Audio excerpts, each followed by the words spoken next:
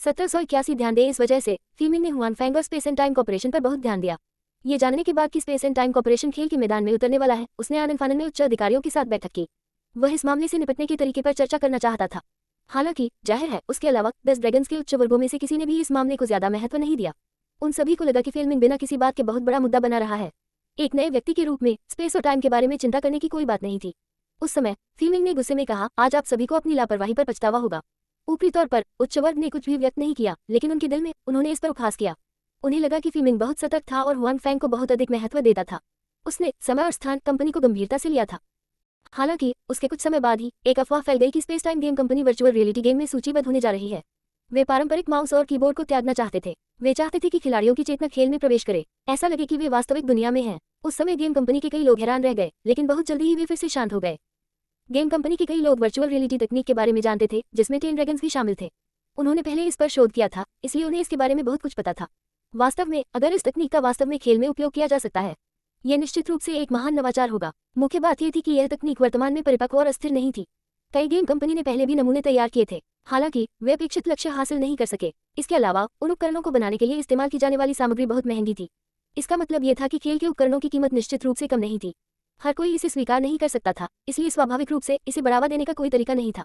इसलिए इन गेम कंपनियों को लगा कि यह टाइम गेम कंपनी को बढ़ावा देने का एक तरीका मात्र है। उस समय वे अभी भी पारंपरिक ऑनलाइन गेम पर लौट आएंगे। आखिरकार इस क्षेत्र में नौसिखिया के रूप में अगर वे कुछ अजीब तरीकों के बारे में नहीं सोच सकते थे, कम समय में कई लोगों का ध्यान आकर्षित करना बहुत मुश्किल था। ये कुछ ऐसा था जिसे कई लोगों ने स्वीकार किया। हालांकि फेमिंग ने इस मामले के प्रति पर्याप्त सतर्कता बरती थी। वह दूसरों की तरह लापरवाह नहीं था। इस खबर को जानने के बाद उसने स्पेस टाइम गेम कंपनी की जांच करने के लिए लोगों को भेजा और पाया कि उन्होंने वास्तव में 2 कारखाने खरीदे थे। उनका उपयोग इस विशेष गेम उपकरण के निर्माण के लिए किया गया था। इसलिए फेमिंग ने तुरंत एक और बैठक की और कंपनी के उच्च अधिकारियों के साथ साथ निदेशक मंडल के सदस्यों को अपने निष्कर्ष बताए। हालांकि इस मामले ने फिर भी सभी का ध्यान आकर्षित नहीं किया। सभी को लगा कि भले ही space time game company virtual reality तकनीक का उत्पादन कर सकती है, लेकिन ये तकनीक सिर्फ एक नौटंकी है। ये बिल्कुल भी स्थिर नहीं है। वास्तव में ऑपरेशन के दौरान कुछ भी हो सकता है। उस समय उन्हें कुछ भी करने की आवश्यकता नहीं होगी। स्पेस टाइम गेम कंपनी अपने आप ही ढह जाएगी। उनका इस तरह सोचना समझ में आता है। आखिरकार इस काम में, चाहे वह चीन में हो या विदेश में, कई गेम कंपनियों ने वर्चुअल रियलिटी तकनीक पर शोध किया था। उनमें से कोई भी सफल नहीं हुआ। जहां तक स्पेस टाइम गेम कंपनी का सवाल है, ये तो बस एक नौसिखिया था। वह इस पर सफलतापूर्वक शोध कैसे कर सकता था? कोई भी इसे कैसे भी देखे, यह असंभव था। इसलिए सभी को लगा कि यह हुआनफैंग हो सकता है। ये टाइम गेम कंपनी द्वारा ध्यान आकर्षित करने और बाजार पर कब्जा करने के लिए एक मूर्खतापूर्ण कदम था। उस तकनीक को बाहर निकालना जो अभी तक पूरी तरह से विकसित नहीं हुई थी। उस समय कुछ न कुछ तो होगा ही, इसलिए उन्हें कार्रवाई करने की क्या जरूरत थी? ये ठीक इसी विचार के कारण था कि इसलिए कई गेम कंपनियों ने स्पेस टाइम गेम कंपनी की तकनीक को अपनी नजर में नहीं रखा, भले ही उन्होंने दावा किया कि यह बहुत बढ़िया है। वे बस एक तरफ खड़े होकर ठंडे दिमाग से देखते रहे। फेमिंग ने देखा कि उसकी कंपनी के उच्च अधिकारियों और निदेशकों को ऐसी परिस्थितियों में स्पेस टाइम गेम कंपनी के खतरे का एहसास नहीं था। वह गुस्से से लगभग पागल हो गया। अंत में ये देखकर कि वह उन लोगों को मना नहीं सका, वह केवल उन्हें गुस्से में डांट सकता था। अदूरदर्शी लोगों का एक समूह। हालांकि फेमिंग 10 ड्रैगन्स के बॉस थे, लेकिन आखिरकार 10 ड्रैगन्स एक सूचीबद्ध कंपनी थी और उसका एक निदेशक मंडल था। अन्य शेयरधारक भी थे, इसलिए यह मामला उनके द्वारा अकेले नहीं सुलझाया जा सकता था। इस समय फेमिंग हुआनफैंग से कुछ हद तक ईर्ष्या कर रहा था। हालांकि हुआनफैंग के पास अपने बैनर के तहत बहुत सारे व्यवसाय थे, इसके अलावा उनका विकास बहुत मजबूत था, लेकिन उनमें से कोई भी बाजार में सूचीबद्ध नहीं था। उसे वहां बोलने का पूर्ण अधिकार था और कोई भी उसका विरोध नहीं करेगा। हालांकि चाहे वह कितना भी ईर्ष्यालु क्यों न हो, ये बेकार था। फेमिंग केवल हताश होकर देख सकता था, क्योंकि समय और स्थान के खेल की खबर अधिक से अधिक फैल रही थी। फेमिंग समझ गया, अब जब समय और स्थान के खेल की गति बढ़ गई थी, तो वह इसे लड़ना जारी रखना चाहता था। यह अब आसान नहीं था। जब तक समय और स्थान के खेल द्वारा लॉन्च किया गया द वर्ल्ड नामक गेम बहुत बुरा नहीं था, तब तक उन्हें निश्चित रूप से घरेलू बाजार में जगह मिलेगी। भेड़िया यहाँ है, फेमिंग ने आह भरी। जाहिर है, यहाँ तक कि फेमिंग, जो पहले से ही स्पेस टाइम गेम के खतरे को समझ चुके थे, सभी खतरों को पूरी तरह से नहीं समझ पाए। उन्हें केवल यह महसूस हुआ कि वे शुरुआत में खेल को दबा नहीं सकते। इसने देश के खेल बाजार को केवल एक भेड़िया बना दिया। ये सिर्फ एक व्यक्ति था जिसने केक को विभाजित किया। अधिपति के रूप में उनकी स्थिति प्रभावित नहीं होगी। हालांकि प्राप्त लाभ निश्चित रूप से पहले की तरह आशावादी नहीं होंगे। फेमिंग अभी भी इस बारे में सोच रहे थे कि भविष्य में गेम मार्केट से कैसे निपटा जाए। जब उन्होंने एक बड़ा क्षेत्र अपने हाथ में लिया, तो गेम ऑफ टाइम द्वारा लॉन्च किए गए द वर्ल्ड के गेम उपकरण आधिकारिक तौर पर बिकने लगे थे और यह पहले दिन की बिक्री थी। कई लोग चौंक गए। मैनेजर फेल, हमारी समझ के अनुसार ये वर्तमान में सिटी में केवल एक ही स्थान है। स्पेस टाइम गेम बिक्री बिंदु के लिए 20,000 से अधिक लोग कतार में हैं। इसके अलावा ये संख्या केवल 10 मिनट पहले की संख्या थी। वहां लोगों की संख्या लगातार बढ़ रही थी। दोपहर तक ये संख्या संभवतः 40,000 से अधिक हो जाएगी, या इससे भी अधिक। गेम कंपनी के मुख्यालय में फेमिंग के सचिव एक फोल्डर पकड़े हुए थे और गंभीर भाव से फेमिंग को रिपोर्ट कर रहे थे। इस सचिव को पता था कि उसके बॉस समय और स्थान के खेल की स्थिति पर ध्यान दे रहे थे, इसलिए डेटा प्राप्त करने के बाद वह रिपोर्ट करने के लिए आए। क्योंकि टेन ड्रैगन्स गेम कंपनी का मुख्यालय मो सिटी में स्थित था, इसलिए उसे जो पहली जांच रिपोर्ट मिली वह भी मो सिटी से संबंधित थी। 20,000 से ज्यादा लोग। फेई मिंग के चेहरे पर कुछ गंभीरता थी। आपको पता होना चाहिए कि अभी सिर्फ 8:30 बजे हैं। दूसरे शब्दों में स्पेस टाइम गेम कंपनी के लिए गेम इक्विपमेंट की बिक्री शुरू हुई अभी सिर्फ आधा घंटा ही हुआ था। इतने सारे लोग सिर्फ आधे घंटे में ही यहाँ जमा हो गए थे, इसलिए दोपहर तक 40,000 का आंकड़ा पार करना कोई मुश्किल काम नहीं था। आखिरकार अभी भी बहुत से लोग थे जिन्हें सुबह जल्दी उठना पसंद नहीं था। इसके अलावा ऐसा सिर्फ इसलिए था क्योंकि वे मो सिटी के बारे में जानते थे। दूसरे शहरों के बारे में क्या वह भी इतना लोकप्रिय था? क्या आपके पास अन्य शहरों की स्थिति पर कोई रिपोर्ट है? फेई मिंग ने पूछा। अभी नहीं, सचिव ने अपना सिर हिलाया और कहा, लेकिन ये जल्दी होगा। मैंने पहले ही जांच के लिए किसी को नियुक्त कर लिया है। 10 ड्रैगन। हालांकि गेम कंपनी का मुख्यालय मो सिटी में स्थित था, लेकिन यह अन्य शहरों में भी स्थित था। उनमें से कुछ के पास वर्क स्टेशन भी थे, या ये कहा जा सकता है कि ऐसे अन्य लोग भी थे जो मदद कर सकते थे। आखिरकार खेल के नेता के रूप में उनके पास कुछ कनेक्शन थे। जब तुम्हें ताज़ा खबर मिले तो तुरंत आकर मुझे बताओ, फेई मिंग ने कहा। ठीक है, सचिव ने उत्तर दिया। जल्द ही सचिव फिर से फेई मिंग के कार्यालय में दिखाई दिया। इस बार उसकी अभिव्यक्ति कुछ भारी थी। टेन ड्रैगन्स की गेम कंपनी में काम करने में सक्षम होने के नाते और फेई मिंग के सचिव के रूप में उसके पास स्वाभाविक रूप से क्षमता थी। वह उद्योग के बारे में कुछ चीजें भी जानती थी। यह उन चीजों की उसकी समझ के कारण भी था कि उसने मामले की गंभीरता को महसूस किया। बोलो, फेई मिंग ने सीधे कहा। इस समय स्पेस टाइम गेम कंपनी मो सिटी में है। 5,000 से अधिक गेम बिक चुके हैं और कतार में लगी लोगों की संख्या न केवल ये कम नहीं हुई है, बल्कि ये पहले से ही 30,000 लोगों को पार कर चुकी है और पहले से ही एक टेलीविजन स्टेशन है। कुछ ऑनलाइन मीडिया एजेंसियां भी थी जो खबरों का अनुसरण कर रही थी। इसके अलावा अन्य शहरों में बिक्री बिंदु भी बहुत लोकप्रिय थे। ये बताया गया कि कोई व्यक्ति 3 या 4 दिन पहले से ही कतार में लग गया था। कुछ शहर बहुत सारे उपकरण प्रदान नहीं करते हैं, इसलिए वे बिकने के करीब हैं, फेई मिंग के सचिव ने कहा। फेई मिंग की अभिव्यक्ति थोड़ी बदसूरत थी, हालांकि उसने पहले ही इसका अनुमान लगा लिया था। एक बार जब स्पेस टाइम गेम आधिकारिक रूप से बिक गया तो ये बहुत लोकप्रिय होगा। हालांकि उसे उम्मीद नहीं थी कि यह इतना लोकप्रिय होगा। इसे इस स्तर तक पहुंचने में ज्यादा समय नहीं लगेगा। ये स्थिति पूरे देश में फैल जाएगी। उस समय ये स्पेस टाइम गेम को मुफ्त में विज्ञापन देने में मदद करने के बराबर होगा। इसके अलावा हमारी समझ के अनुसार उत्पादन की समस्या के कारण स्पेस एंड टाइम का खेल इसके अलावा हमारी समझ के अनुसार खेल के लिए देश में केवल 1 मिलियन उपकरणों की व्यवस्था की गई है और 2 मिलियन उपकरणों को विदेशों में 10 से अधिक देशों में पहुंचाया गया है। हालांकि प्रत्येक देश को बहुत कुछ नहीं मिलता है, लेकिन ये पहले से ही उन देशों के बाजारों को खोल सकता है, सचिव ने आगे कहा। स्पेस टाइम गेम में काफी महत्वाकांक्षा है। फेई मिंग ने भावुक होकर आह भरी। भले ही टेन ड्रैगन्स गेम कंपनी ने देश पर अपना दबदबा बनाया हो, लेकिन एक बार जब वे देश से चले गए तो ये कुछ भी नहीं है। आखिरकार खेल में चीन अभी भी यूरोप और वो किंगडम से पीछे था। टेन ड्रैगन्स के बैनर तले कुछ ऐसे खेल भी थे जो उन देशों द्वारा खेले गए थे। जहां तक उन खेलों का सवाल है जिन्हें उन्होंने खुद विकसित किया था, वे देश से बाहर नहीं जा सकते थे। इस वजह से जब उसने स्पेस टाइम गेम का लेआउट देखा तो वह भावुक हो गया। लेकिन हालांकि वह अपने दिल में ये भी सोच रहा था कि शायद स्पेस टाइम गेम वास्तव में बहुत शक्तिशाली था। हालांकि अगर वह वास्तव में विदेशी युद्ध के मैदान में गया तो भी जीतने का कोई मौका नहीं था। उस समय ये घरेलू बाजार को भी नीचे खींच लेगा, ये पतन का कारण बनेगा। अंत में वह अभी भी युवा है। फेई मिंग ने हुआन फैंग की हास्यास्पद युवा उपस्थिति को याद किया और खुद से कहा। 1782 लोकप्रियता बिक्री फेई मिंग के दृष्टिकोण से हुआन फैंग वास्तव में व्यवसाय में प्रतिभाशाली था। यदि वह हुआन फैंग जितना प्रतिभाशाली नहीं होता तो वह इतने कम समय में इतना कुछ हासिल नहीं कर पाता। इस बार घटना की यही प्रतिक्रिया थी। हुआन फैंग की भूख और महत्वाकांक्षा बहुत बड़ी थी। वह वास्तव में वैश्विक बाजार में आया था। किसी को पता होना चाहिए कि उनके जैसे बूढ़े लोग भी ऐसा करने की हिम्मत नहीं करेंगे। आखिरकार हुआन फैंग खेल के मैदान में एक नौसिखिया था। भले ही उसके पास पहले कई सफल अनुभव थे, फेई मिंग भी उससे सावधान था, लेकिन वह अभी भी एक नौसिखिया था। उसे स्थिर होकर खेलना चाहिए और पहले देश में बाजार को स्थिर करना चाहिए, फिर वह विदेशी बाजार के लिए योजना बनाएगा। हालांकि हुआन फैंग ने ऐसा करने की योजना नहीं बनाई थी। पहले चरण में कुल 3 मिलियन उपकरण थे। उन्होंने वास्तव में 2 मिलियन उपकरण विदेशों में ले जाकर दूसरे देशों में बेचे थे और देश में सिर्फ 1 मिलियन उपकरण छोड़ना कुछ हद तक क्रांतिकारी निर्णय था। किसी को ये जानना था कि घरेलू गेम निर्माता सिर्फ दिखावे के लिए नहीं थे। भले ही उन्होंने अभी तक वर्चुअल रियलिटी तकनीक विकसित नहीं की थी, लेकिन इसका मतलब यह नहीं था कि वे बस बैठे रहेंगे और मौत का इंतजार करेंगे। वे सभी बूढ़े लोमड़ी थे। वे स्पेस टाइम गेम के उदय को कैसे देख सकते थे। इसलिए फेई मिंग के विचार में लिंग फैंग ने जो किया वह सही था। इससे पहले कि हर कोई प्रतिक्रिया करे, वह देश में 3 मिलियन उपकरणों को छोड़ देगा। वह जल्दी से पूरे बाजार पर कब्जा कर लेगा और सभी को चौंका देगा। हालांकि ये 3 मिलियन उपकरण पूरी तरह से बाजार पर कब्जा नहीं कर सकते थे, फिर भी यह सबसे बेहतर था। यही कारण था कि फेई मिंग को लगा कि लिंग फैंग अभी भी युवा और बहुत कट्टरपंथी था। फेई मिंग ने अपने सचिव को जाने के लिए कहने के बाद चारों ओर पूछताछ की, जैसा कि अपेक्षित था। हालांकि इससे पहले किसी ने भी स्पेस टाइम गेम के खिलाफ कोई कदम नहीं उठाया था। इस समय वे स्पेस टाइम गेम की स्थिति पर पूरा ध्यान दे रहे थे। उन्होंने इसके बारे में पूछताछ करने के लिए लोगों को भेजा था। उनमें से काफी संख्या में लोग थे। स्पेस टाइम गेम की विस्फोटक बिक्री ने उद्योग में सभी को चौंका दिया था। इसने सभी को स्पेस टाइम गेम की ओर ध्यान आकर्षित किया था। कुछ लोगों ने तो कार्रवाई भी शुरू कर दी थी। अरे, यहाँ क्या हो रहा है? ये सिर्फ एक खेल का सामान खरीदने का मामला है। मैं यहाँ आधे दिन से कतार में खड़ा हूँ। क्या आप इसे मुझे बेचना चाहते हैं या नहीं? एक बड़ा आदमी मो सिटी में टाइम गेम के सामने स्टॉल पर आया। वह जोर से चिल्लाया, हाँ, क्या आप लोग अभी भी व्यापार करना चाहते हैं? जल्दी करो और मुझे कुछ दो, नहीं तो मैं तुम्हारी दुकान तोड़ दूंगा। उसके बगल में खड़े कुछ लोग भी उसका मजाक उड़ाने लगे। सज्जनों, कृपया पहले लाइन में लगे। जब कतार आपके पास पहुंचेगी तो स्वाभाविक रूप से यह आपको बेच दिया जाएगा। वर्ल्ड गेमिंग उपकरण खरीदने वाले कर्मचारी ने कहा, नहीं, मैं नहीं दूंगा, तुम्हें इसे अभी मुझे देना होगा। व्यक्ति ने कहा, उसे ये देना तो दूर की बात थी, अगर उसने सचमुच उसे यह बेच दिया होता तो कतार में खड़े लोग क्या सोचते। व्यवस्था बनाए रखने के लिए कुछ सुरक्षा गार्ड पहले ही वहां आ गए थे और उन लोगों को बाहर निकालने के लिए तैयार थे। तुम क्या कर रहे हो? तुम क्या कर रहे हो? क्या तुम मुझे मारना चाहते हो? सब लोग आओ और देखो, उन्होंने किसी को मारा है, उन्होंने किसी को मारा है। वे लोग बदमाश थे। सुरक्षा गार्ड जो व्यवस्था बनाए हुए थे अभी कुछ कर भी नहीं पाए थे कि वे चिल्लाने लगे। आसपास के लोग उत्साह से चर्चा करने लगे। इससे वे बदमाश और बदमाश बन गए। वे और भी घमंडी हो गए और भी जोर से चिल्लाने लगे। उनके यहाँ आने का उद्देश्य उपद्रव मचाना था। स्वाभाविक रूप से मामला जितना बड़ा होगा उतना ही अच्छा होगा, जितना जीवंत होगा उतना ही अच्छा होगा। अरे भाई, तुम यहाँ क्यों? बहुत दिनों से मिले नहीं, चलो कोई जगह ढूंढते हैं जहाँ हम बातें कर सके।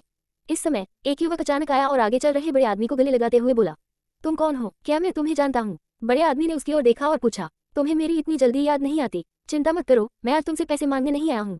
चलो पुरानी बातें याद करते हैं। उस आदमी ने अपनी बात खत्म करने के बाद उस बड़े आदमी को गले लगाया और जाने वाला था। तुम कौन हो? मैंने कब तुम्हारा पैसा उधार लिया था? वह मोटा आदमी चिल्लाया। वह संघर्ष करना चाहता था लेकिन वह उस व्यक्ति के नियंत्रण से मुक्त होने में असमर्थ था। चलो चले, बात करने के लिए कोई जगह खोजे। ये कहकर वह उस बड़े आदमी को अपनी बाहों में लेकर चला गया। बड़े आदमी को लगा कि कुछ गड़बड़ है और वह विरोध करना चाहता था लेकिन वह बिल्कुल भी विरोध नहीं कर सका। आसपास के लोग सिर्फ देखते रहे, कोई भी बोलने के लिए आगे नहीं आया। कुछ ही देर बाद वे कुछ लोग बढ़ गए। कुछ ही देर बाद बिक्री केंद्र के पास उन कुछ लोगों को पीटा गया और उसी समय उन्होंने अपने पीछे बैठे मालिकों को बताया। जब हुआन फैंग ने नीचे के लोगों से यह खबर सुनी तो उसने केवल इतना कहा, बचकाना। वह आज के लिए बहुत पहले से ही तैयार था, हर बिक्री बिंदु के पास। उन्होंने लोगों को व्यवस्थित किया था, न कि केवल सतर्क पर सुरक्षा गार्ड। हालांकि हुआन फैंग को उम्मीद नहीं थी कि गेम कंपनी ऐसी गंदी चाल चलेगी। उसे उन्हें दंडित करना ही था। यह आसान नहीं था। मैंने अंततः इसे खरीद लिया। हाँ, ये चीज बहुत अच्छी लग रही है। Greater than. सुबह से ही लाइन में लगे दो युवकों ने आखिरकार दोपहर को अपनी मनपसंद गेमिंग उपकरण खरीद लिए। दोनों ने गेमिंग उपकरणों को अपने हाथों में लेकर प्रशंसापूर्वक सहलाया। भाई, चलो पहले चलते हैं, खेल में मिलते हैं, एक युवक ने एक वृद्ध व्यक्ति से कहा। ये वह व्यक्ति था जो उन दोनों के बाद आया था। उनके सामने वाला व्यक्ति, वे तीनों सभी गेमिंग के प्रशंसक थे। उनकी एक ही भाषा थी और सुबह आधे दिन के संपर्क के बाद उनका रिश्ता बहुत करीब हो गया था। वे पहले ही एक साथ खेल खेलने और खेल में एक टीम बनाने के लिए सहमत हो चुके थे। कोई समस्या नहीं, भाई ली ने कहा। दुनिया रात 8 बजे बीटा परीक्षण के लिए खुली होगी। जब समय आएगा तो मैं जल्द से जल्द खेल में प्रवेश करूंगा। जब समय आएगा हम फिर से एक दूसरे से संपर्क करेंगे। ठीक है, हम भी जल्द से जल्द अंदर चले जाएंगे, बाकी दो ने भी कहा। उसके बाद वे तीनों अलग हो गए और घर चले गए। दरअसल इस आधे दिन के दौरान उनके जैसे कई लोग पहले से ही थे। चूंकि उन्होंने पहले से ही अपॉइंटमेंट ले रखा था इसलिए सभी के लिए लाइन में लगना उबाऊ था। संयोग से वे सभी गेमिंग के शौकीन थे। जैसे जैसे वे बातें करते गए उनके लिए मूड में आना आसान हो गया, इसलिए वे स्वाभाविक रूप से एक साथ गेम खेलने के लिए सहमत हो गए। लेकिन गेमिंग उपकरणों की बिक्री बंद नहीं हुई। सुबह 8 बजे से शुरू होकर शाम 6 बजे तक नहीं रुकी और इस समय तक कई शहरों ने अपने सारे उपकरण बेच दिए थे, कुछ बड़े शहरों को छोड़कर। कुछ स्टॉक भी था क्योंकि इन शहरों में भी बहुत सारी खरीदारी हुई थी। ऐसा नहीं था कि वे इसे बेच नहीं सकते थे, लेकिन समय की कमी के कारण वे केवल इतना ही बेच पाए, बाकी दूसरे दिन ही बिक पाया। 1783 ऑपरेशन आधिकारिक था। दिन भर की बिक्री के परिणाम मुख्यालय को भेज दिए गए और स्पेस टाइम गेम के मुख्यालय में लोग तुरंत बहुत उत्साहित हो गए। यद्यपि सभी को अपनी कंपनी के उत्पादों पर पूरा भरोसा था और उन्हें लगता था कि उनके बिक्री परिणाम बहुत बुरे नहीं होंगे, लेकिन उन्हें उम्मीद नहीं थी कि उनके परिणाम इतने अच्छे होंगे। अब तक चीन में 1 मिलियन गेम उपकरण थे। 600,000 से ज्यादा गेम बिक चुके थे और कई शहरों में स्टॉक बिक चुका था। स्थानीय प्रभारी व्यक्ति ने एक के बाद एक मुख्यालय को फोन किए। उनके पास उन्हें और ज्यादा गेमिंग उपकरण देने के अलावा कोई विकल्प नहीं था। जो खिलाड़ी गेमिंग उपकरण नहीं खरीदते थे वे उन्हें इतनी आसानी से जाने नहीं देते थे। वे कुछ खरीदने के लिए जोर लगा रहे थे। इसके अलावा जितना ज्यादा वे बेचेंगे उतना ज्यादा बोनस उन्हें मिलेगा। मौजूदा बाजार की स्थिति इतनी अच्छी थी, क्या वे हार मानने को तैयार होंगे? इस वजह से डिलीवरी के लिए फोन कॉल बिल्कुल भी बंद नहीं हुए। हेबो ने 3 कर्मचारियों को नीचे के शहरों में लोगों से कॉल का जवाब देने के लिए नियुक्त किया था। वह नवीनतम बिक्री की स्थिति जानना चाहता था। हालांकि सुबह 9 बजे से ही ये तीनों फोन पहले से ही व्यस्त थे और उसके बाद कभी बंद नहीं हुए। तीनों कर्मचारी खुद को व्यस्त भी नहीं रख पा रहे थे। उसके बाद उन्हें अपनी जगह किसी और को ढूंढना पड़ा। फिर भी तीनों फोन बजना बंद नहीं हुए। लेकिन हेबो के पास बहुत सारे तरीके नहीं थे। देश में सिर्फ इतना ही स्टॉक था। हर कोई इसे चाहता था। वास्तव में वह ज्यादा मदद नहीं कर सकता था। वह सिर्फ यही उम्मीद कर सकता था कि दोनों कारखाने तेजी से उत्पादन कर सके। इस समय हेबो फिर से अपने दिल में उन दूरदर्शी लोगों को डांटेंगे। अगर वे नहीं होते तो कंपनी के मौजूदा स्टॉक को 3 मिलियन यूनिट के बारे में पता नहीं चलता और वे देश में और भी अधिक प्राप्त करने में सक्षम होते। इस समय द वर्ल्ड गेमिंग उपकरणों के बड़े पैमाने पर उत्पादन के खिलाफ खड़े उच्च अधिकारी अपने दिल में पछता रहे थे। पहले उन्होंने ये भी देखा था कि बाजार की प्रतिक्रिया सुस्त थी और यह एक नया खेल था, भले ही तकनीक उन्नत थी। वे खिलाड़ी इसे आसानी से स्वीकार नहीं कर पाएंगे। इसलिए सुरक्षा के लिए, ताकि बहुत ज्यादा नुकसान न हो, उन्होंने कारखाने में उत्पादन की गति धीमी कर दी। लेकिन उन्हें कैसे पता था कि यह ऐसा होगा? आपूर्ति पूरी तरह से खत्म हो चुकी थी और बाजार असामान्य रूप से गर्म था। और योगदान नहीं करना चाहते थे लेकिन गलती करना चाहते थे। इस वजह से कंपनी के गेमिंग उपकरण पूरी तरह से अपर्याप्त हो गए। इस समय उच्च अधिकारी भी बहुत चिंतित थे। हुआन फैंग ने उन्हें स्पष्ट रूप से उपकरणों का बड़े पैमाने पर उत्पादन करने का निर्देश दिया था। हालांकि उन्हें लगा कि हुआन फैंग युवा और बहुत कट्टरपंथी था। वह उनके जितना स्थिर नहीं था। उन्होंने सब कुछ अच्छी तरह से विचार किया था और यही कारण था कि उन्होंने हुआन फैंग के आदेशों को नहीं सुना। और अब तथ्यों ने साबित कर दिया कि हुआन फेंग सही था और वे गलत थे। क्या हुआन फेंग इस मामले के कारण भविष्य में उनसे बदला लेगा? ये कहना मुश्किल था, इसलिए हर कोई बहुत घबराया हुआ था। कुछ उच्च अधिकारी तो अपने दिल में प्रार्थना भी कर रहे थे कि अगर यह आज रात खेल के ओपन बीटा के दौरान होता तो सबसे अच्छा होता। अगर कुछ छोटी मोटी दुर्घटनाएं होती जिससे खिलाड़ी असंतुष्ट हो जाते तो कल खेल के उपकरणों की बिक्री प्रभावित होती। फिर 1 मिलियन यूनिट, बस इतना ही काफी है। उस समय ये साबित हो जाएगा कि उनका पिछला निर्णय सही था। फिर वे हुआन फेंग द्वारा निपटाए नहीं जाएंगे। हालांकि उन्हें नहीं पता था कि जब हुआन फेंग और अन्य लोगों ने सार्वजनिक रूप से उनके आदेशों की अवहेलना की थी तो आज रात द वर्ल्ड गेम के ओपन बीटा का परिणाम चाहे जो भी हो, उनके भाग्य को बदलने का कोई तरीका नहीं था। हुआन फेंग ने पहले ही हेबो को व्यक्तिगत रूप से प्रबंधन की भर्ती करने के लिए कहा था, जब तक कि वे पहले से ही घमंडी थे। इन लोगों के पास ऐसा करने की दूरदर्शिता भी नहीं थी। अगर वे कंपनी में बने रहे तो वे केवल कंपनी के विकास के लिए बोझ बनेंगे। हेबो इस बिक्री परिणाम से बहुत उत्साहित थे, लेकिन हुआन फेंग बहुत शांत थे। एक कारण ये था कि उन्होंने पहले ही अन्य क्षेत्रों में उत्कृष्ट परिणाम प्राप्त किए थे। ये परिणाम भी बहुत अच्छा था। हालांकि उनके लिए फिर से उत्साहित होना पहले से ही बहुत मुश्किल था। इसके अलावा हुआन फेंग खुद भी गेम खेलना पसंद करते थे, इसलिए उन्हें स्वाभाविक रूप से इस गेम के बारे में पता था। जिन खिलाड़ियों को गेम खेलना पसंद था उनके लिए इसका क्या मतलब था? ऐसे बिक्री परिणामों के साथ चिंता की कोई बात नहीं थी। गेम उपकरण बेचना केवल पहला कदम है। महत्वपूर्ण बात यह है कि खिलाड़ियों को ये गेम पसंद आएगा या नहीं। यही महत्वपूर्ण है। जहां तक कई लोगों की चिंता है गेम उपकरण की स्थिरता, आपको चिंता करने की जरूरत नहीं है। मैं गारंटी दे सकता हूं कि कोई समस्या नहीं होगी। 8 बजे खेल आधिकारिक तौर पर शुरू हो जाएगा। आपको ग्राहक सेवा की स्थिति पर ध्यान देना होगा। खिलाड़ियों की राय पर ध्यान दें, फिर इन रायों के बीच उचित भागों को खेल में सुधारें। हुआन फेंग ने हेबो से कहा। मैं समझता हूँ, हेबो ने कहा। मैंने आज रात ओवरटाइम काम करने के लिए 10 ग्राहक सेवा कर्मचारियों की व्यवस्था की है। जब तक खिलाड़ी प्रतिक्रिया चाहते हैं हम तुरंत जान लेंगे और समस्या का समाधान करेंगे। हम इसे मौके पर ही हल करेंगे, लेकिन मौके पर नहीं। हम इसे रिकॉर्ड भी करेंगे और जब गेम अपडेट हो जाएगा तो इसमें सुधार करेंगे। हेबो ने गेम के ओपन बीटा पर बहुत ध्यान दिया। भले ही हुआन फेंग ने इसका उल्लेख नहीं किया, लेकिन वह अपनी सतर्कता नहीं खोएगा। यह नौकरी उसकी पिछली नौकरी से अलग थी। यह उसके लिए एक चुनौती भी थी। यह अच्छी बात है, हुआन फेंग ने कहा। याद रखें, बहुत से लोग हमें मूर्ख बनते देखने का इंतजार कर रहे हैं। हम उन्हें यह मौका नहीं दे सकते। दोपहर में कुछ शहरों के बिक्री केंद्रों पर उन्होंने सभी ने कुछ सूचनाएं दी थी।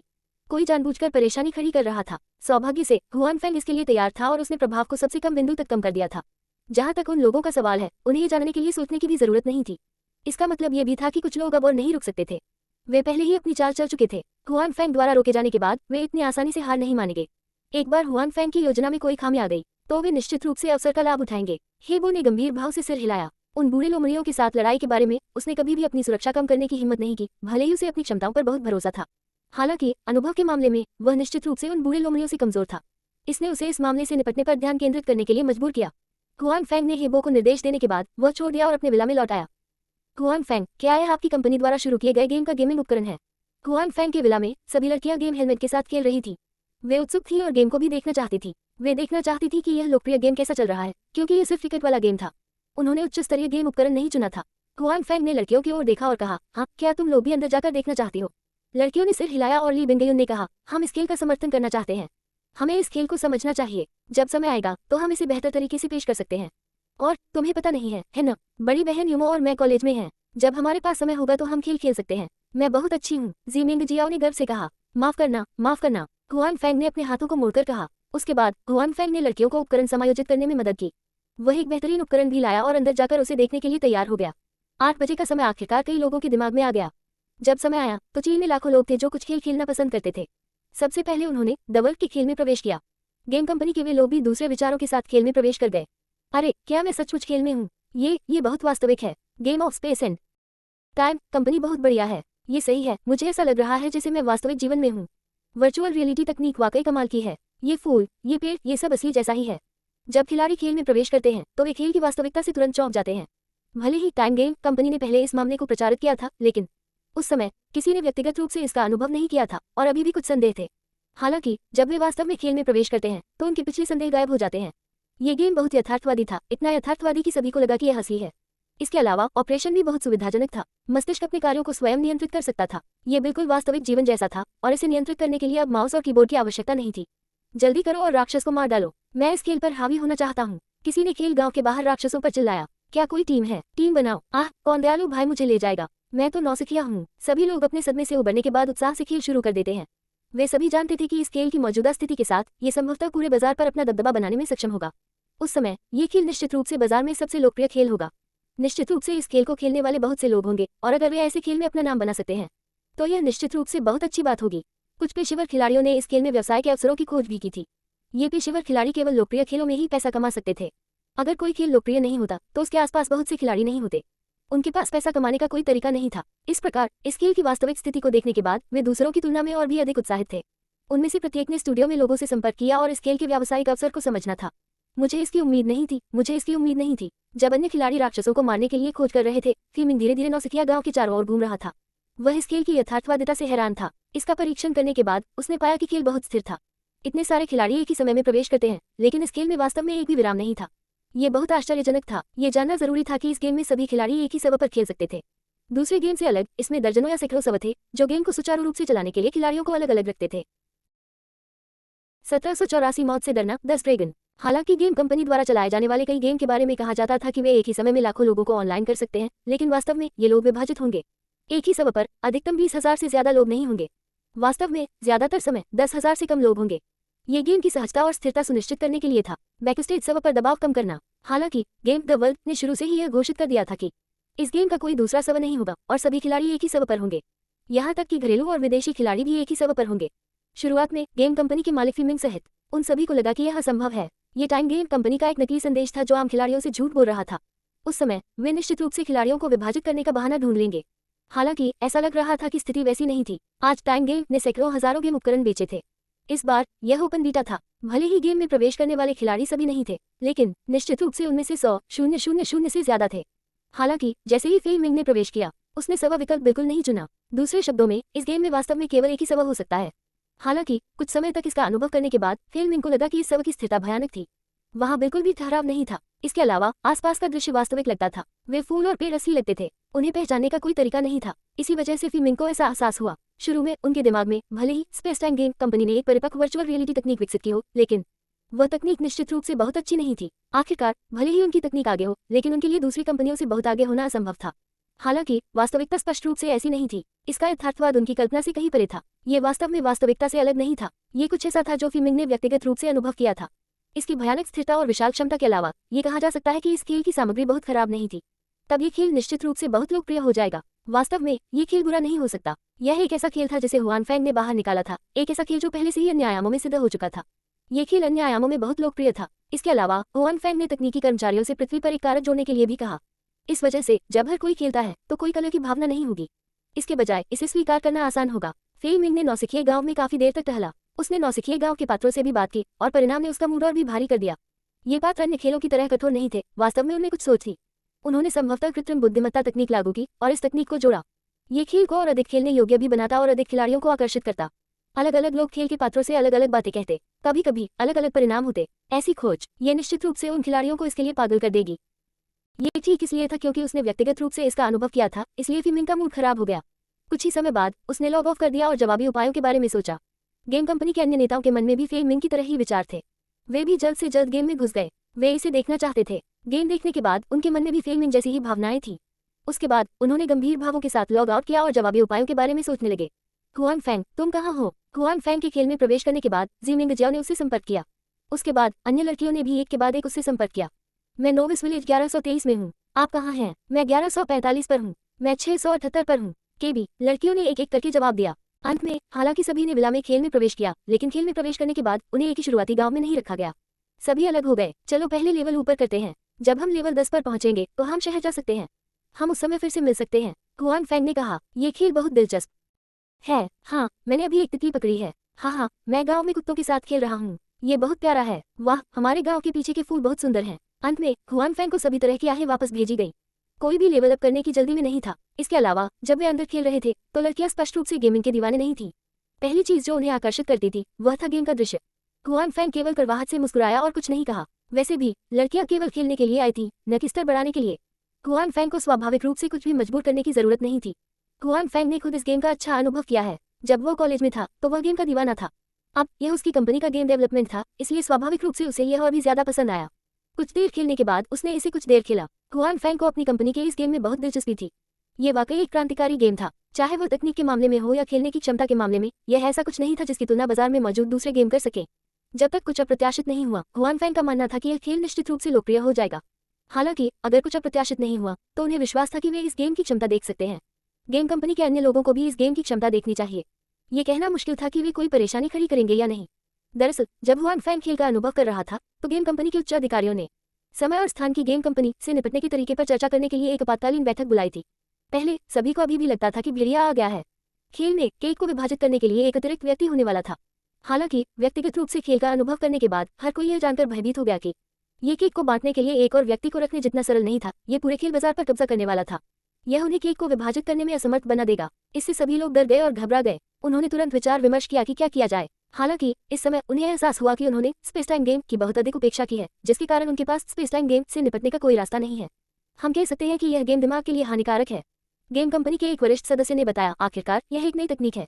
निश्चित रूप से ऐसे लोग होंगे जो इस पर संदेह करेंगे। 1785 विश्लेषण। उसकी बात सुनकर बाकी लोगों की आंखें चमक उठी।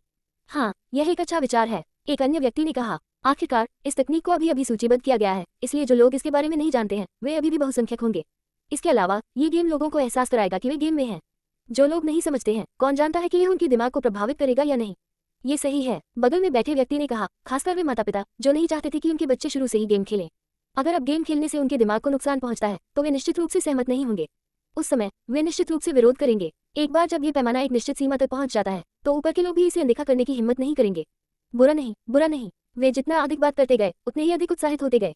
ऐसा लग रहा था जैसे उन्होंने पहले ही स्पेस टाइम गेम को अपने द्वारा नीचे गिरते हुए देख लिया हो। स्पेस टाइम गेम से उन्हें जो खतरा था वह पल भर में बिना किसी निशान के गायब हो गया। कुछ लोगों ने तो अपने दिल में ये भी सोचा कि वे पहले बहुत घबराए हुए थे। वास्तव में स्पेस टाइम गेम को नीचे गिराना उतना मुश्किल नहीं था जितना उन्होंने सोचा था।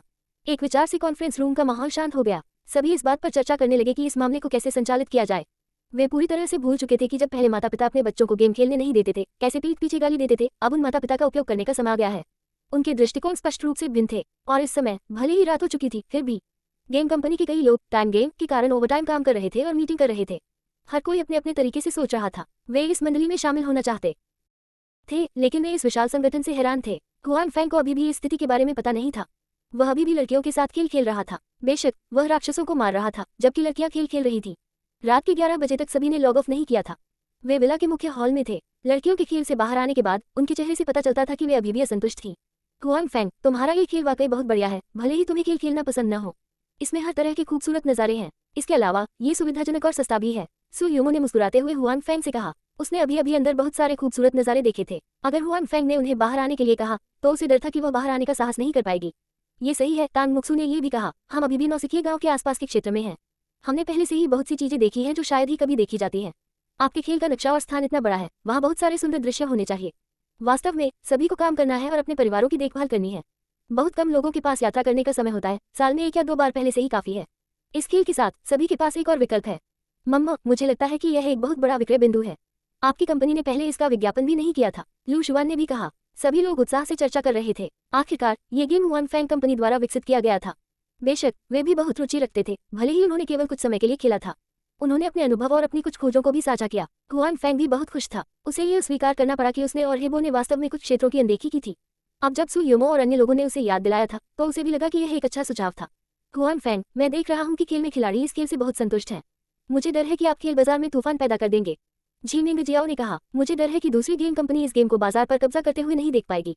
जब तक वे समझदार हैं वे इस गेम को बाजार पर कब्जा नहीं करने देंगे। जिसने भी इसे व्यक्तिगत रूप से अनुभव किया होगा उसे एहसास होगा कि गेम करेंसी का ये पारंपरिक खेल कहीं ज्यादा दिलचस्प था। दूसरी गेम कंपनी इसे नहीं देख पाएगी और वे उस बाजार को नहीं देख पाएगी जिस पर उन्होंने कब्जा कर लिया है। इसे इस गेम ने छीन लिया है। सु यूमो ने कहा। हुआन फैंग ने सिर हिलाया। हम इस पहलू में भी सतर्क हैं। वे गेम निर्माता, वे चुपचाप बैठे नहीं रहेंगे और कुछ नहीं करेंगे। वे कुछ करेंगे। हालांकि हम नहीं जानते कि वे अब क्या करेंगे। हम केवल इंतजार कर सकते हैं। चाहे वे कोई भी चाल चलें, ये निश्चित रूप से एक अच्छा कदम नहीं होगा। क्यूनिंग शुंग ने कहा, आपकी वर्चुअल रियलिटी तकनीक पहले से ही उनकी तुलना में बहुत बेहतर है।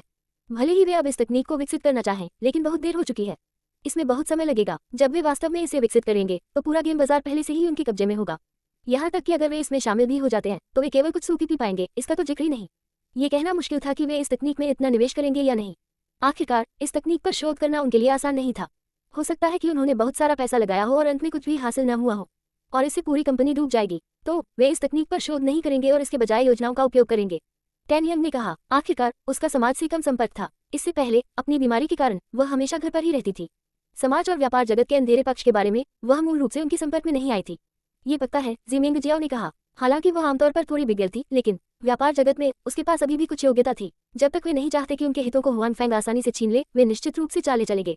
तो फिर हमें क्या करना चाहिए? तानियंग ने चिंतित होकर पूछा। ये ठीक है, हम पानी को रोकने के लिए सेना का इस्तेमाल करेंगे और पानी को रोकने के लिए धरती का। मैं देखना चाहता हूँ कि उनके पास क्या क्या तरकीबें हैं। हुआन फेंग ने मुस्कुराते हुए कहा, इसके अलावा हम तैयार नहीं हैं। मैं कोई नौसिखिया नहीं हूँ जो अभी अभी शॉपिंग मॉल में आया हो। नहीं, वे जो चाहे कर सकते हैं। हुआन फेंग और हिबो वाकई तैयार थे। हालांकि चूंकि गेम डेवलपर्स ने अभी तक कोई कदम नहीं उठाया था, इसलिए उन्होंने बदलावों से निपटने के लिए कोई कदम नहीं उठाया। सु युमो और दूसरी लड़कियों ने सिर हिलाया। दरअसल हुआन फेंग कोई नया व्यक्ति नहीं था जिसने अभी अभी स्नातक की उपाधि प्राप्त की हो। उसके पास पहले से ही अपना खुद का पावर नेटवर्क था, इसलिए स्वाभाविक रूप से उसे कोई भी धमका नहीं सकता था। इसके अलावा हुआन फेंग के पास अभी भी स्टोरेज बॉक्स था जो उसका सबसे बड़ा तुरुप का पत्ता था। इस समय हुआन फेंग का फोन बज उठा। उसने देखा कि यह हेबो का फोन था। फिर उसने फोन उठाया। राष्ट्रपति हुआन, हमारे बैकस्टेज द्वारा उपलब्ध कराए गए आंकड़ों के अनुसार आज रात एक ही समय में ऑनलाइन लोगों की संख्या 5 लाख तक पहुंच गई है।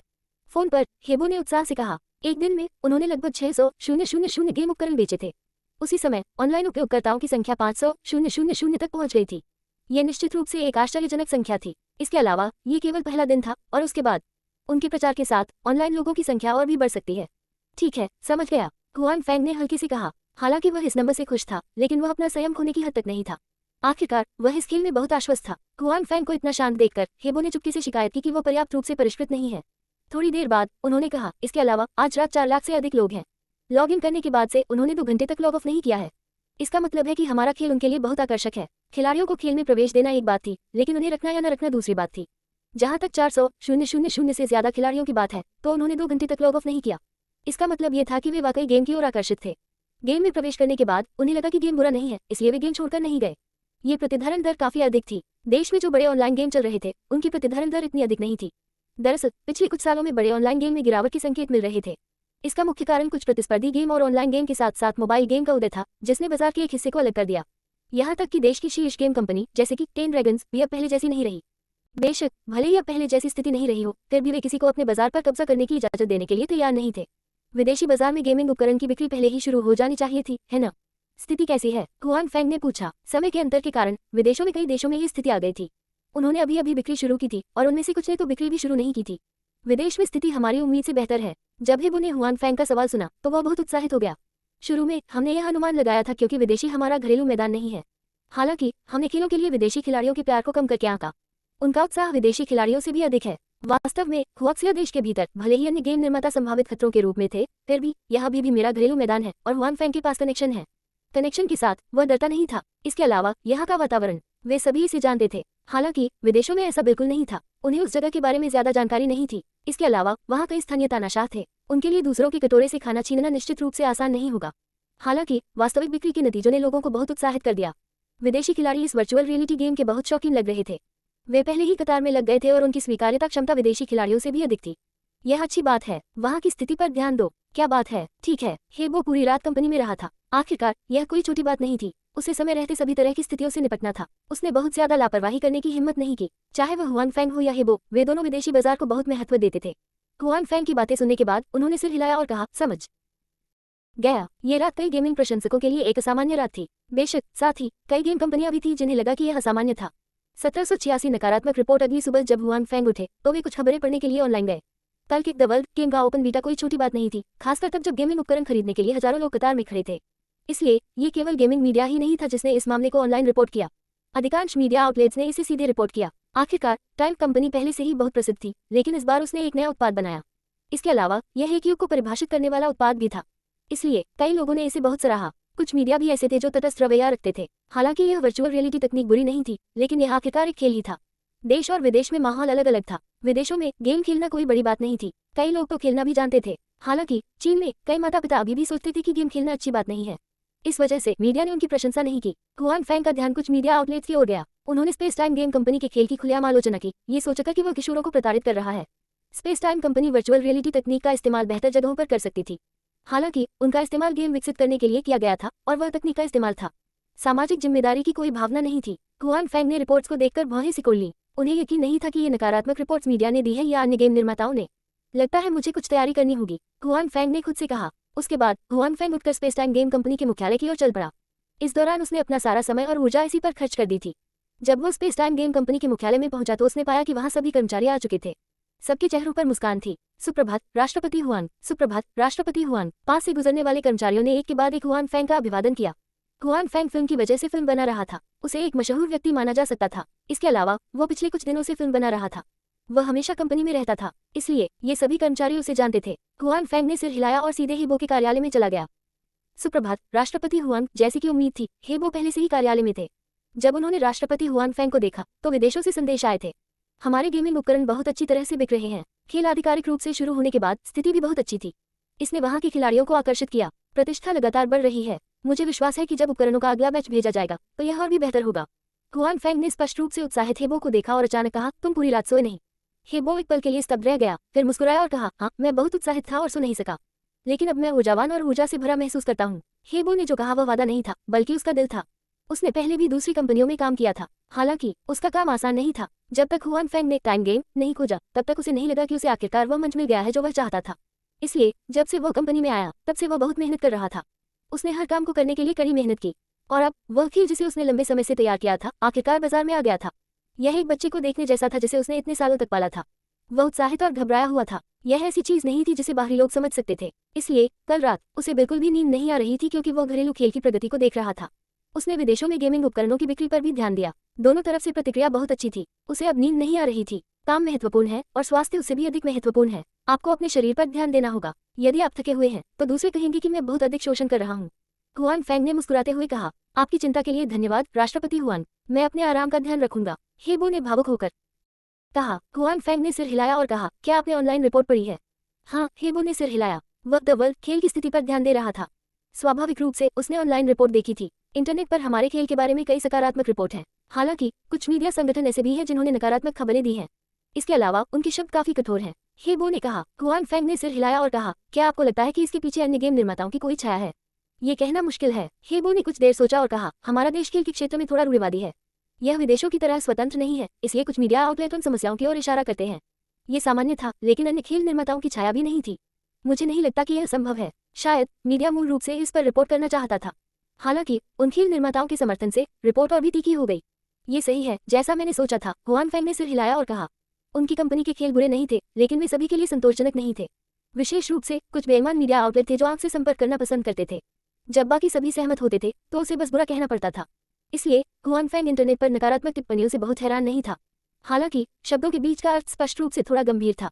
टाइम गेम कंपनी चीन की युवा पीढ़ी को नष्ट कर रही थी।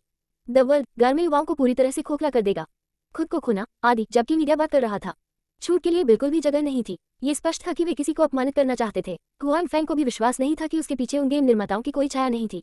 राष्ट्रपति हुआन, मैंने नेशनल न्यूज से संपर्क किया है, वे भी इस बारे में रिपोर्ट करेंगे। हेबो ने कहा, इस मामले को कम करके नहीं आंका जा सकता। आखिरकार आपने खुद ही कहा, हमारे देश के खेल की कुंजी यह विदेशों की तरह ढीली नहीं है। अगर कोई इसका फायदा उठा ले तो ये भी एक बड़ी बात हो सकती है। हुआन फेंग ने कहा, मैं समझ गया। हेबो ने सिर हिलाया। हुआन फेंग और हेबो की चिंताएं बेवजह नहीं थी। उन गेम निर्माताओं ने परेशानी खड़ी करना शुरू कर दिया था। सुबह के आधे दिन में अचानक टाइम गेम कंपनी के बारे में नकारात्मक खबरें इंटरनेट पर दिखाई देने लगी। यहाँ तक कि कुछ अभिभावकों की भावनाएं भड़क उठी। कुछ ने तो इस गेम का खुलकर विरोध भी किया और चाहते थे कि टाइम गेम इस गेम का संचालन तुरंत बंद कर दे। हुआन फेंग निश्चित रूप से ऐसा नहीं करेंगे, लेकिन जनसंपर्क भी करना था। सौभाग्य से हेबो और शेनयान ने पहले ही कार्रवाई शुरू कर दी थी। यह उनका पहली बार एक साथ काम नहीं था और उन्होंने अनुभव प्राप्त किया था। एक और योजना फिल्मिंग ने भी 1787 एक और योजना फिल्मिंग ने भी इंटरनेट पर स्पेस टाइम गेम के बारे में नकारात्मक खबरें देखी। उसके चेहरे पर मुस्कान आ गई। कल रात उसने भी कंपनी के शीर्ष प्रबंधन से तत्काल संपर्क किया। उन्होंने स्पेस टाइम गेम के अचानक बड़े कदम से निपटने के तरीके पर चर्चा करने के लिए एक बैठक की। उन्होंने कुछ सुरागों पर भी चर्चा की। इस समय कंपनी के उच्च अधिकारियों में पहले जैसी लापरवाही नहीं रही। पहले वे स्पेस टाइम गेम को अपनी नजर में नहीं रखते थे। उन्हें लगता था कि हुआन फेंग गेमिंग के क्षेत्र में एक नौसिखिया है। उन्हें उस पर ध्यान देने की बिल्कुल भी जरूरत नहीं थी। इसके अलावा हुआन फेंग ने घरेलू बाजार पर कब्जा करने से पहले ही विदेशी बाजार पर कदम रख दिया था, जिसका मतलब था कि उसके पास सभी युवाओं की तरह क्रांतिकारी विचार थे, पहले से जीत की एक श्रृंखला। इसने पहले से ही उसके मस्तिष्क को पनडुब्बी बना दिया था, जिससे उसके लिए समस्या के बारे में सोचना थोड़ा आसान हो गया था। जल्दी या बाद में वह देश के अंदर और बाहर 2 युद्ध क्षेत्रों द्वारा घसीटा जाएगा। हालांकि अब इन लोगों के मन में ऐसे विचार थे। वे थोड़े हिल गए थे। हालांकि उन्हें अभी भी लगा कि हुआन फेंग बहुत कट्टरपंथी था। हालांकि वे इस बात की गारंटी नहीं दे सकते थे कि हुआन फेंग की कंपनी के रहने से पहले ये 10 ड्रैगन्स के लिए अच्छी बात नहीं होगी, जो पहले से ही घरेलू गेमिंग उद्योग के नेता थे। साथ ही उन्होंने व्यक्तिगत रूप से खेल का अनुभव किया था। वे ये भी जानते थे कि यह कितना जादुई है, जिससे उन्हें थोड़ी परेशानी महसूस हुई। भले ही दूसरा पक्ष कट्टरपंथी हो, लेकिन उत्पाद अच्छा था। कंपनी की ताकत काफी मजबूत थी। ये स्पष्ट रूप से एक बहुत ही परेशान करने वाला प्रतिद्वंद्वी था। इसलिए जब फिल्मिंग ने एक बार फिर स्पेस टाइम गेम से निपटने के तरीके पर चर्चा करने के लिए उनकी ओर देखा, तो उन्होंने पहले ही अपने दिलों में कुछ अहंकार और अवमानना को दूर कर दिया था। जब वे गंभीर हो गए तो फिल्मिंग ने चुपके से राहत की सांस ली। हालांकि थोड़ी देर हो चुकी थी, फिर भी ये लोग इसे समझ सकते थे। आखिरकार यह अच्छा था। हालांकि फीमिंग को उम्मीद नहीं थी कि उन्होंने अभी तक कोई कदम नहीं उठाया है। अतीत में वे प्रतियोगी कदम उठाने के लिए इंतजार नहीं कर सकते थे। इंटरनेट पर स्पेस टाइम गेम के बारे में बहुत सारी नकारात्मक खबरें थीं। उन्हें वास्तव में विश्वास नहीं हुआ कि यह सब मीडिया संगठनों द्वारा ही लिखा गया था। उन मीडिया संगठनों के पास ये कहने का अवकाश नहीं था कि इसके पीछे कोई नहीं था। यह असंभव था। मैं देखना चाहता हूं कि तुम इस स्थिति से कैसे निपटोगे, फेई मिंग ने खुद से कहा। उसके सामने उन लोगों के होने के कारण उसे चिंता करने की जरूरत नहीं थी। वह देख सकता था कि हुआन फेंग और उसके पीछे का स्पेस टाइम गेम इस स्थिति से कैसे निपटेगा। सच कहूं तो फी मिंग अपने दिल में हुआन फेंग की बहुत प्रशंसा करता था। वह इतनी कम उम्र में आज जो कुछ भी हासिल कर पाया वह करने में सक्षम था। हुआन फेंग की तुलना में वह बहुत कमतर था। इसके अलावा हुआन फेंग बिना किसी असफलता के विभिन्न क्षेत्रों में सफलता प्राप्त करने में सक्षम था। ये और भी दुर्लभ था। हालांकि फी मिंग ने अतीत में हुआन फेंग का भरपूर आनंद लिया था। ऐसा इसलिए था क्योंकि उन दोनों के बीच कोई हितों का टकराव नहीं था। हालांकि जाहिर है अब ये संभव नहीं था। हुआन फेंग जो दायरे पार करना पसंद करता था वह पहले ही खेल में प्रवेश कर चुका था। खेल के अधिपति के रूप में the game company of 10 dragons उदाहरण के लिए स्पेस टाइम गेम कंपनी के साथ आमने सामने संघर्ष करने जा रहा था। फी मिंग केवल हुआन फेंग के लिए अपनी प्रशंसा को दूर रख सकता था। इसके बजाय वह हुआन फेंग और उसके टाइम गेम से निपटने का एक तरीका सोचेगा। फी मिंग देखना चाहता था कि हुआन फेंग इंटरनेट पर नकारात्मक खबरों से कैसे निपटेगा, लेकिन उसने जल्द ही ये देख लिया। स्पेस टाइम गेम कंपनी का पलटवार नेशनल न्यूज से शुरू हुआ। बहुत से लोग इससे हैरान नहीं थे। बाहरी दुनिया में हर कोई जानता था कि हुआन फेंग का नेशनल न्यूज के साथ बहुत करीबी रिश्ता था। हालांकि बहुत कम लोग जानते थे कि हुआन फेंग नेशनल न्यूज के मालिक हैं, लेकिन उनके बीच का रिश्ता बहुत करीबी था। अतीत में हुआन फेंग की कंपनी से जुड़ी किसी भी खबर के बारे में सबसे पहले नेशनल न्यूज को पता चलता था। जहां तक हुआन फेंग के व्यवसाय के बारे में नेशनल न्यूज द्वारा बताई गई खबरों की बात है तो वे सभी सकारात्मक खबरें थी। अब समय और स्थान के खेल में हुआन फेंग को निशाना बनाने वाला एक मीडिया संगठन था। वह नेशनल न्यूज भी था जो एक मीडिया संगठन भी था। इस समय स्वाभाविक रूप से उसे ही अगुवा की भूमिका निभानी थी। नेशनल न्यूज के संपादक ने भी एक लेख लिखा था। उन नकारात्मक रिपोर्टों की तुलना में उनकी रिपोर्ट स्वाभाविक रूप से सकारात्मक थी। उन्होंने बहुत सारी अच्छी बातें कही थी। बेशक सिर्फ अच्छी बातें ही बेकार थी। शेन यान और हेबो ने मस्तिष्क तंत्रिकाओं के क्षेत्र में विशेषज्ञों को भी आमंत्रित किया था। उन्होंने ऑनलाइन उन लोगों पर पलटवार किया था जो कह रहे थे कि इस गेम को खेलने से मस्तिष्क पर असर पड़ेगा। इस गेम को खेलने से वास्तव में मस्तिष्क पर असर पड़ेगा। हालांकि यह नकारात्मक प्रभाव नहीं था जो इंटरनेट ने कहा था। इसके बजाय ये सकारात्मक प्रभाव था जो गेम खेलते समय खिलाड़ियों की नसों को उत्तेजित कर सकता था। यह उनकी प्रतिक्रियाओं को तेज और अधिक चुस्त बना सकता है, या यहाँ तक कि एक हद तक यह मस्तिष्क के विकास को भी उत्तेजित कर सकता है। इन विशेषज्ञों से हुआन फेंग और हेबो ने बहुत पहले ही संपर्क किया था। वास्तव में इस गेम के आधिकारिक रूप से रिलीज होने से पहले हुआन फेंग और हेबो ने सोचा था कि ऐसे लोग होंगे जो इस पर संदेह करेंगे। यह एक हमला भी था। आखिरकार इस गेम ने हुआन फेंग की चेतना को गेम में प्रवेश करने की अनुमति दी।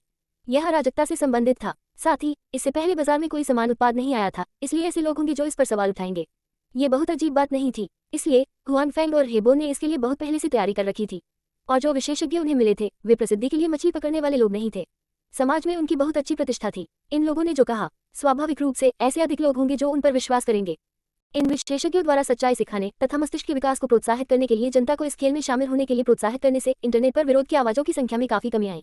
वहीं इंटरनेट पर जो कहा गया उसके अनुसार ये गेम छात्रों को इसकी लत लगा देगा, जिससे उनकी पढ़ाई में देरी होगी और यहाँ तक कि उनके स्वास्थ्य पर भी असर पड़ेगा। हेबो ने नेशनल न्यूज के माध्यम से स्पष्टीकरण भी दिया। सबसे पहले देश में बहुत सारे ऑनलाइन गेम थे। भले ही वे द वर्ल्ड गेम न खेलें, फिर भी वे दूसरे गेम खेलेंगे। इसके अलावा विदेशों में माता पिता ने अपने बच्चों को ऑनलाइन गेम खेलने के लिए मार्गदर्शन करने में सही काम किया। उन्होंने ऑनलाइन गेम खेलना बंद नहीं किया। यह कोई बड़ी बात नहीं थी और माता पिता को इतना अवजत नहीं होना चाहिए। साथ ही इस गेम को खेलने के लिए खिलाड़ियों के लिए एक समय सीमा भी थी। खिलाड़ियों के लिए हर दिन लॉग इन करने की एक समय सीमा थी। इसी समय खिलाड़ियों की चेतना खेल में प्रवेश कर गई, इसलिए खेल खेलते समय खिलाड़ी मूल रूप से सो रहा होता है और यह एक गहरी नींद थी जो खिलाड़ियों के स्वास्थ्य के लिए अच्छी थी। वास्तव में यह उन लोगों के लिए अच्छा था जो अनिद्रा से पीड़ित थे। ये समस्या उन लोगों के लिए और भी अधिक थी जो अनिद्रा से पीड़ित थे। इस वजह से जब हेबो ने नेशनल न्यूज में इस लाभ का उल्लेख किया तो उनमें से कई लोग अपने काम के कारण बहुत दबाव में थे। जो लोग अपनी भावनात्मक अस्थिरता के कारण अनिद्रा से पीड़ित थे वे सभी उनका अनुसरण कर रहे थे। उन्होंने इस खेल का बहुत समर्थन किया। कुछ खिलाड़ी जिन्होंने कल रात ये खेल खेला था व्यक्तिगत रूप से सामने आने का मतलब था कि इसका इतना प्रभाव था। पूरी रात गेम खेलने के बाद जब वे सुबह उठे तो न केवल उन्हें थकान महसूस नहीं हुई बल्कि वे ऊर्जा से भरे हुए थे। वे सामान्य से भी अधिक ऊर्जावान थे। जैसे जैसे हेबो और शेन यान के लेख प्रकाशित होते गए ऑनलाइन आपत्तियां कम होती गई। आखिरकार इस गेम के इतने सारे फायदे हैं, बहुत से लोगों को इसकी उम्मीद नहीं थी, खासकर दूसरे गेम निर्माता। इस समय वे सभी चौंक गए। उनकी राय में गेम खेलना समय की बर्बादी है। वे खुद ही गेम बनाते और चलाते थे। उन्हें इस बात की गहरी समझ थी। इससे पहले ऐसा नहीं था कि उनके गेम को खिलाड़ियों के माता पिता ने कभी अस्वीकार नहीं किया था और उन्हें स्पेस टाइम गेम की गहरी समझ नहीं थी, इसलिए वे सभी स्वाभाविक रूप से सोचते थे कि इस खेल को खेलने से उन्हें सिर्फ नुकसान ही होगा, फायदा नहीं। यही कारण था कि वे लेख दुनिया में छपे थे। हालांकि उन्होंने यह नहीं सोचा था कि द वर्ल्ड गेम से वास्तव में इतने लाभ होंगे। ये कुछ ऐसा था जिसकी उन्हें उम्मीद नहीं थी। उनकी पहली भावना यह थी कि उन्हें इस पर विश्वास नहीं हुआ। उन्हें लगा कि यह टाइम गेम का एक जनसंपर्क लेख है और यह सच नहीं हो सकता। हालांकि जब उन्होंने नीचे दिए गए कर्मचारियों से खेल के अनुभव के बारे में पूछा तो वे थोड़े स्तब्ध रह गए और उन्हें कुछ और पता नहीं था। लेकिन स्पेस गेम कंपनी ने अनिद्रा का इलाज करने में सक्षम होने के बारे में जो कहा वह सच था। इन कंपनियों के कर्मचारियों में से कुछ को आमतौर पर अनिद्रा की समस्या होती थी, और कल रात गेम खेलने के बाद उन्हें वाकई बहुत बेहतर महसूस हुआ। यह एक ऐसा एहसास था जो उन्होंने लंबे समय से महसूस नहीं किया था। ऐसा लगा जैसे वे आराम से सोए हों। ये सुनकर सभी को कुछ अजीब सा महसूस हुआ। एक पल के लिए तो उन्हें समझ ही नहीं आया कि क्या करें। और इस समय फीमिंग ने भी एक कदम उठाया। उन्होंने ये भी मीडिया संगठन के माध्यम से किया। इसलिए एक रिपोर्ट जारी की गई थी क्योंकि गेम द वर्ल्ड बहुत यथार्थवादी था। खिलाड़ी गेम में लड़ते थे, किसी को मारने के बाद भी ऐसी भावनाएं गेम में लोगों को प्रभावित करती थी। नतीजतन जब वे वास्तविकता में आते थे तो वे कभी कभी गेम और वास्तविकता के बीच अंतर करने में असमर्थ होते थे। वे वास्तविक जीवन में भी लड़ते थे और लोगों को मार भी देते थे। यह संभव भी नहीं था। आखिर खेल में हत्या करने की आदत हो जाने के बाद हकीकत में अगर कोई विवाद होता तो वो लोगों को मार डालता। ये संभव भी था। आखिर खेल में लोगों को मारने की आदत हो जाने के बाद इंटरनेट पर बहुत से लोग इस दृष्टिकोण से सहमत थे। आखिरकार एक व्यक्ति की आदत बहुत डरावनी होती है। एक बार जब कोई किसी चीज का आदी हो जाता है तो उसे बदलना बहुत मुश्किल होता है। द वर्ल्ड गेम में यह वास्तव में बहुत यथार्थवादी था और खिलाड़ियों के विचारों को प्रभावित करेगा। अगर एक योजना काम नहीं करती है तो दूसरी योजना। हुआन फैंग ने ऑनलाइन रिपोर्ट देखी और मुस्कुराते हुए कहा। हेबो ने भी मुस्कुराते हुए कहा, वे वास्तव में हमारे खेल को नहीं समझते हैं। इसे भूल जाओ, चलो उन्हें एक संक्षिप्त स्पष्टीकरण देते हैं। हुआन फैंग मुस्कुराया और कहा। हेबो ने सिर हिलाया और फिर नेशनल न्यूज से संपर्क किया। जल्द ही एक और लेख प्रकाशित हुआ जिसमें इंटरनेट पर मौजूद रिपोर्टों के बारे में बताया गया। 1788 हुआनमिन प्रकट हुआ। बेहोशी का इलाज। फीमिंग ने ऑनलाइन रिपोर्ट देखी और भौहें सिकोड़ते हुए कहा। उसे यह अजीब नहीं लगा कि स्पेस टाइम गेम कंपनी जवाबी हमला करेगी। यह अजीब होगा अगर दूसरी पार्टी आत्मसमर्पण कर दे। हालांकि उसे नहीं पता था कि दूसरी पार्टी क्या करेगी। उन्होंने मीडिया से जो बातें बताने को कहा था वे भी वाजिब थी। ये ठीक इसलिए था क्योंकि द वर्ल्ड गेम बहुत ज्यादा यथार्थवादी था, इसलिए लोगों के लिए गेम और वास्तविकता को भ्रमित करना बहुत आसान था। गेम में लोगों को मारना एक आदत थी और असल जिंदगी में लोगों को मारना भी एक आदत थी। ये बहुत संभव था, इसलिए उन्हें नहीं पता था कि टाइम गेम कंपनी जनसंपर्क कैसे संचालित करेगी। और टाइम गेम कंपनी ने वास्तव में एक जनसंपर्क लेख जारी किया था, इसलिए उसने इसकी व्याख्या की। ये पता चला कि टाइम गेम कंपनी के गेम उपकरण खिलाड़ियों को गेम खेलने की अनुमति दे सकते हैं। वे महसूस कर सकते हैं कि वे वास्तविकता के यथार्थवादी वातावरण के बहुत करीब हैं। हालांकि टाइम गेम कंपनी के गेम उपकरण खिलाड़ियों को यह महसूस करा सकते हैं कि जब वे गेम खेल रहे थे तो वे वास्तविक दुनिया के बहुत करीब थे। जब वह खेल छोड़ता है तो वह खिलाड़ियों की मदद कर सकता है, खूनी यादों को मिटा सकता है, याद कर सकता है कि खेल में क्या हुआ था। हालांकि आप इससे प्रभावित नहीं होंगे। क्या ये संभव है? फेमिंग ने भौहें सिकोड़ते हुए सोचा। उनकी तकनीक पहले से ही इतनी उन्नत है। फेमिंग और अन्य गेम निर्माताओं ने सोचा कि भले ही space time game company game के लिए वर्चुअल रियलिटी तकनीक का उपयोग कर सकती है, लेकिन ये तकनीक बहुत परिपक्व नहीं थी। खेल के संचालन को बमुश्किल बनाए रखने में सक्षम होना पहले से ही बहुत अच्छा था। अन्य पहलुओं में ये निश्चित रूप से अच्छा नहीं होगा। यही कारण था कि कई गेम कंपनी ने स्पेस टाइम गेम को गंभीरता से नहीं लिया। उनके पास उन्नत तकनीक थी, लेकिन अगर तकनीक पर्याप्त परिपक्व नहीं होती तो उसमें कमजोरियां होती। अगर कमजोरियां होती तो उनसे निपटना आसान होता। लेकिन दूसरे पक्ष के बयान को देखने के बाद फीमिंग को अचानक एहसास हुआ। ये पता चला कि आभासी वास्तविकता में स्पेस टाइम गेम कंपनी की तकनीक पहले से ही बहुत परिपक्व थी। यहाँ तक कि इस कमजोरी को भी उन्होंने आसानी से दूर कर लिया था। हालांकि फेमिंग को अब भी यकीन नहीं हुआ। उसने कंपनी के कर्मचारियों से पूछा। दरअसल अपने विरोधियों के बारे में ज्यादा जानने के लिए द वर्ल्ड गेम के आधिकारिक तौर पर शुरू होने के बाद गेम कंपनी के कई कर्मचारियों, जिनमें टीम ड्रैगन्स भी शामिल थे, को गेम में प्रवेश करने की अनुमति दी गई थी। बेशक उन्होंने टाइम गेम कंपनी का समर्थन करने की सद्भावना से ऐसा नहीं किया। इसके बजाय वे टाइम गेम कंपनी के बारे में ज्यादा जानना चाहते थे ताकि वे उसकी कमजोरी का पता लगा सके और उसका फायदा उठा सके। क्या आपको लगता है कि खेल में खूनी दृश्य फीके पड़ गए हैं? फेमिंग ने अपने सामने खड़े कर्मचारी से पूछा। जब तक यह एक खेल था, राक्षसों को मारना या यहाँ तक कि लोगों को मारना अपरिहार्य था, इसलिए खूनी दृश्य अपरिहार्य थे। भावना कमजोर हो गई है। कर्मचारी ने इस बारे में ध्यान से सोचा। अगर मैं इसके बारे में ध्यान से नहीं सोचूंगा तो मैं उन दृश्यों को याद भी नहीं कर पाऊंगा। अगर मैं इसके बारे में ध्यान से सोचूं तो भी वे दृश्य उतने खूनी नहीं लगते जितने उस समय थे। यह एक बहुत ही सामान्य दृश्य की तरह है। फिर जब तुमने उन्हें मार डाला और वास्तविकता में लौट आए तो क्या तुम्हें कोई असुविधा महसूस हुई? फेमिंग ने पूछना जारी रखा। नहीं, कर्मचारी ने कहा, यह एक साधारण खेल खेलने जैसा है, लेकिन जब ये खेल में होगा तो ये बिल्कुल वास्तविक होगा। ठीक है, तुम बाहर जा सकते हो। फेमिंग ने बदसूरत भाव से अपना हाथ हिलाया। कर्मचारी ने देखा कि फेमिंग की अभिव्यक्ति अच्छी नहीं थी, इसलिए वह भी जल्दी से चला गया। मुझे उम्मीद नहीं थी कि आपकी तकनीक इतनी स्थिर और परिपक्व होगी, फेमिंग ने उदास चेहरे के साथ खुद से कहा। उसे एहसास हुआ कि हालांकि उसने पहले ही कंपनी के उच्च अधिकारियों को याद दिला दिया था, स्पेस टाइम गेम कंपनी पर ध्यान देना पर्याप्त था, लेकिन अब ऐसा लग रहा था कि यह अभी भी पर्याप्त नहीं था। जाहिर है, फेमिंग को उम्मीद नहीं थी कि space time game company virtual reality तकनीक के क्षेत्र में इतनी उत्कृष्ट होगी। हालांकि स्पेस टाइम गेम कंपनी का जवाबी हमला अभी खत्म नहीं हुआ था। हेबो द्वारा नेशनल न्यूज को यह बात समझाने के बाद सेना के लोगों ने भी अपनी बात रखी। हमारे व्यक्तिगत अनुभव के अनुसार इस तरह के खेल उपकरण आसानी से लोगों की खूनी दृश्यों की स्मृति को कमजोर कर सकते हैं। भले ही ये दृश्य वास्तविक जीवन में देखा जाए, फिर भी ये प्रभावी होगा। इसलिए हमारी मुख्य टीम प्रत्येक व्यक्ति को इस तरह का गेम उपकरण खरीदने के लिए तैयार है।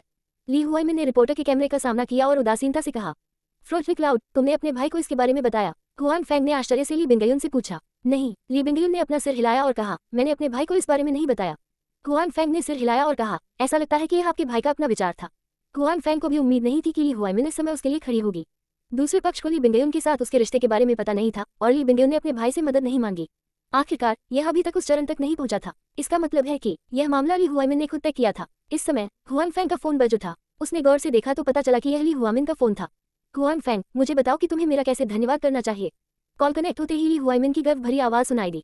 मैं तुम्हें किसी और दिन भोजन कराऊंगा। हुआन फैंग ने कहा। कोई ईमानदारी नहीं। ली हुआमिन ने कहा, ऐसा मत सोचो कि मैं तुम्हारे और मेरी बहन के बीच के घोटाले के बारे में नहीं जानता। हम अगली बार जब हम मिलेंगे तो बेहतर होगा कि तुम मुझे ही स्पष्ट कर दो। हुआन फैंग ने ली बिंगेयुन को देखा और थोड़ा अजीब महसूस किया।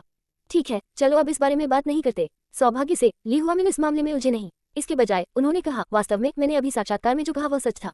आपके गेमिंग उपकरण हमारे योद्धाओं के लिए वास्तव में सहायक हैं। मूल रूप से मैंने केवल मनोरंजन के लिए एक खरीदा था, लेकिन मुझे नहीं लगा कि यह उपयोगी होगा। आप जानते हैं, हमारे रेजिमेंट के अधिकांश लोगों ने पहले भी खून देखा है। कुछ लोग युद्ध के मैदान में भी गए हैं और कई क्रूर दृश्य देखे हैं। उनमें से कुछ सेवानिवृत्ति के बाद आम लोगों के जीवन के अनुकूल नहीं हो पाए हैं। अपराध करना आसान था, जिसका मतलब था कि युद्ध के बाद, लेकिन मुझे उम्मीद नहीं थी कि आपके गेमिंग उपकरण का ऐसा प्रभाव होगा। इसे खेलने के बाद ये वास्तव में लोगों को इसके बारे में भूल सकता है। ये हमारे भाई के लिए बहुत मददगार होगा। साथ ही पिछली बार की विशेष बलों की बनियान, अगली बार जब हम मिलेंगे तो मैं आपको ड्रिंक पिलाऊंगा। फोन पर ली हुआमिन थोड़ा उत्साहित दिखे। आखिरकार हुआन फे के गेमिंग उपकरण, इसने उन्हें एक बड़ी समस्या को हल करने में मदद की। उनके कुछ अधीनस्थों की सेवानिवृत्त होने के बाद उन्होंने एक गलती की क्योंकि वे आम लोगों के जीवन के अनुकूल नहीं हो सके। यह अफसोस की बात है। आखिरकार उन्होंने देश के लिए ऐसा किया, इसलिए वे प्रभावित हुए। फोन पर ली हुआमिन थोड़ा उत्साहित लग रहा था। आखिरकार हुआन फे के गेमिंग उपकरण, इसने उसे एक बड़ी समस्या को हल करने में मदद की। उसके कुछ अधीनस्थों की सेवानिवृत्त होने के बाद उसने एक गलती की क्योंकि वह आम लोगों के जीवन के अनुकूल नहीं हो सका। यह अफसोस की बात है। आखिरकार उन्होंने देश के लिए ऐसा किया, इसलिए वे प्रभावित हुए। अब हुआन फैंग के गेमिंग उपकरणों के साथ भविष्य में यदि उसके भाई सेवानिवृत्त होते हैं तो वे अपने नए जीवन को बेहतर ढंग से अपना सकेंगे। उन्हें अतीत की क्रूर यादों से यातना नहीं दी जाएगी। यही कारण था कि ली हुआमिन ने मीडिया के सामने हुआन फैंग के पक्ष में आवाज उठाई। 1789 घबराए हुए विरोधी, पीने की कोई जरूरत नहीं है, लेकिन अगली बार जब हम मिलेंगे तो मुझे आपको कुछ बताना होगा। हुआन फैंग ने ली बिंगेयुन को देखा और ली हुआमिन से कहा। हुआन फैंग को भी उम्मीद नहीं थी कि ली हुआमिन को स्पेस टाइम गेम डिवाइस मिल जाएगी। वास्तव में ऐसा एक उपयोग था। उसने पहले इस बिंदु को अनदेखा कर दिया था। उसने केवल ये सोचा था कि खिलाड़ी सभी साधारण लोग थे। अगर वे खेल से प्रभावित थे तो वास्तविक जीवन में चिड़चिड़ा होना या यहाँ तक कि लोगों को मारना स्पष्ट रूप से असंभव था। हुआन फैंग को पता था, लेकिन उसने नहीं सोचा था कि यह चीज सैनिकों के लिए बहुत उपयोगी होगी। इसके अलावा खूनी यादों को कम करने का कार्य केवल खेल के दृश्यों के लिए नहीं था। ये वास्तव में उन खूनी दृश्यों के लिए उपयोगी था जिनका उसने वास्तविक दुनिया में सामना किया था। यह क्या है? ली हुआमिन ने पूछा। अगली बार जब हम मिलेंगे तो इस बारे में बात करेंगे। फोन पर इसे समझाना मुश्किल है, हुआन फैंग ने कहा। ली बिंगेयुन थोड़ी शर्मिंदा थी। वह स्वाभाविक रूप से समझ गई कि हुआन फैंग का क्या मतलब था। इससे पहले उसने अपने परिवार के सामने अपने पत्ते नहीं खोले थे। हालांकि एक एक करके उसके आसपास की बहनों का ख्याल रखा गया और घर का ख्याल रखा गया।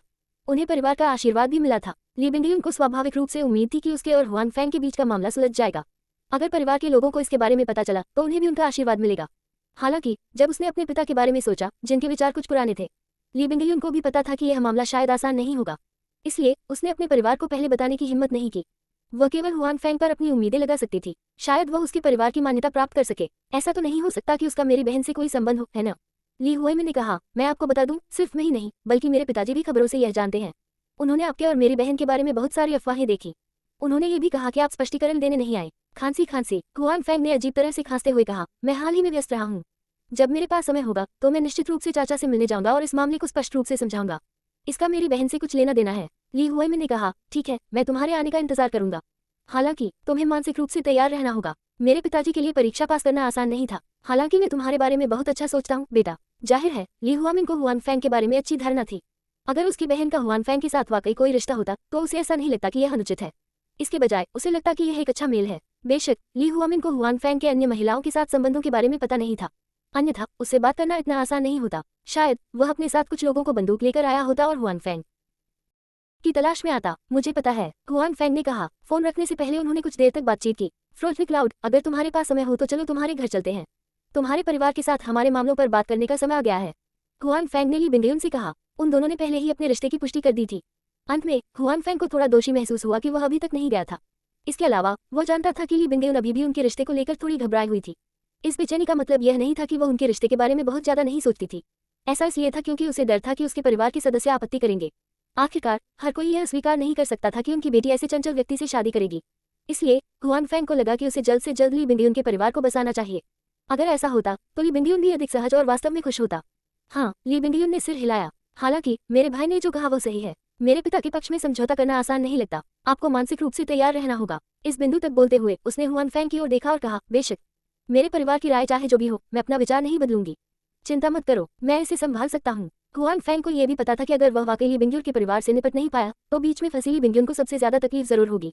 हुआन फैंग भी नहीं चाहता था कि वह मुश्किल स्थिति में पड़े। हाँ, मुझे तुम पर विश्वास है, ली बिंगयुन ने कहा। हुआन फैंग अभी भी ली बिंगयुन के साथ रोमांटिक संबंध बनाने के मूड में था, लेकिन गेम कंपनी के अन्य बुजुर्ग ऐसा करने के मूड में नहीं थे। सेना इस समय ऐसा क्यों कहेगी? ये सही है, ये सही है। क्या ये स्पष्ट नहीं है कि वे स्पेस टाइम गेम के लिए एक मंच देना चाहते हैं? उनकी सेना ऐसा कैसे कर सकती है? ये परेशानी वाली बात होगी। गेम कंपनी के कई मालिक चिढ़ गए। उन्होंने कभी नहीं सोचा था कि ये तो मोहल्ले की बात थी, लेकिन अब अचानक सेना आ गई है। इसके अलावा दुश्मन का रुतबा भी ऊंचा लग रहा था। अब वे खुलेआम समय के खेल का समर्थन कर रहे थे। इससे निपटना उनके लिए बहुत मुश्किल होगा। आखिर आम लोगों के दिलों में सैनिकों की बातें बहुत असरदार होती हैं। वह क्या करे? यह एक ऐसी समस्या थी जिसका सामना गेम कंपनी के कई मालिक अभी कर रहे थे। खेल में एक नई कंपनी जिसे उन्होंने पहले अपनी नजर में नहीं रखा था, उससे निपटना वास्तव में बहुत मुश्किल था। फेई मिंग भी बुरे मूड में था। उसने नहीं सोचा था कि चीजें इतनी परेशानी वाली होंगी क्योंकि सेना के लोग बाहर आ रहे थे। ये स्पष्ट था कि हुआन फैंग के कुछ कनेक्शन थे, इससे उसके लिए इसे संभालना और भी मुश्किल हो गया। हालांकि इस समय न केवल देश में खेल निर्माता असहज महसूस कर रहे थे, बल्कि विदेशों में खेल निर्माता भी असहज महसूस कर रहे थे। यह निश्चित रूप से अच्छा समय नहीं था। टाइम एंड स्पेस गेम जैसी नई गेम कंपनी के लिए विदेशी गेम निर्माताओं को इसे और भी नीचा देखना पड़ा। आखिरकार हुआन फैंग ने उपलब्धियों की एक श्रृंखला प्राप्त की थी।